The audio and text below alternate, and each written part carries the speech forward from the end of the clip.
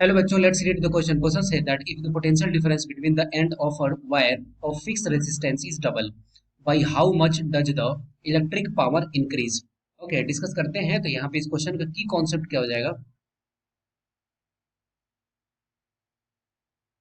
की कॉन्सेप्ट हो जाएगा इलेक्ट्रिक पावर। इलेक्ट्रिक पावर, ठीक है। तो इलेक्ट्रिक पावर को अगर डिफाइन करना हो तो कैसे कर सकते हैं? पावर जो होता है वो किसका प्रोडक्ट होता है? V इंटू आई का। यहाँ पे करंट के बारे में कुछ चर्चा नहीं है, तो ओम्स लॉ से हमें पता है V is equal to I R होता है। तो यहाँ से I इज इक्वल टू क्या लिख सकते हैं? V upon R. ठीक है, तो यहाँ से power is equal to V और I की जगह पे क्या लिख देंगे? V upon R. जब इसको मल्टीप्लाई करेंगे तो यहाँ से आ जाएगा V स्क्वायर अपॉन आर। तो पावर इज इक्वल टू क्या हो गया? पोटेंशियल डिफरेंस का स्क्वायर अपॉन रेसिस्टेंस। अब बोल रहा है कि रेसिस्टेंस का वैल्यू क्या करो? फिक्स कर दो।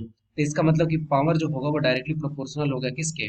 V स्क्वायर के। ये हो गया इक्वेशन नंबर 1। ठीक है, अब हमें बोल रहा है कि पोटेंशियल डिफरेंस को क्या करना है? डबल कर देना है। ठीक है, इसका मतलब कि V डैश का वैल्यू जो है वो कितना है? 2V है। तो P dash is equal to क्या होगा? तो P dash is equal to फिर उसी तरह से हम लोग क्या लिख सकते हैं? Constant value C into V dash to the whole square. ठीक है, अब यहाँ से ये लिख सकते हैं P dash is equal to C और V डैश को क्या लिख सकते हैं? 2 into V to the whole square. यहाँ से P dash is equal to हो जाएगा C इंटू 4V स्क्वायर। ठीक है, C इंटू 4V स्क्वायर। ठीक, अब यहाँ से हम लोग ये भी लिख सकते हैं, इक्वेशन 1 को क्या लिख सकते हैं? P is equal to C into V square. अब C into V square is equal to क्या था? P था। इसका मतलब P dash is equal to क्या लिख सकते हैं? 4 इंटू पी।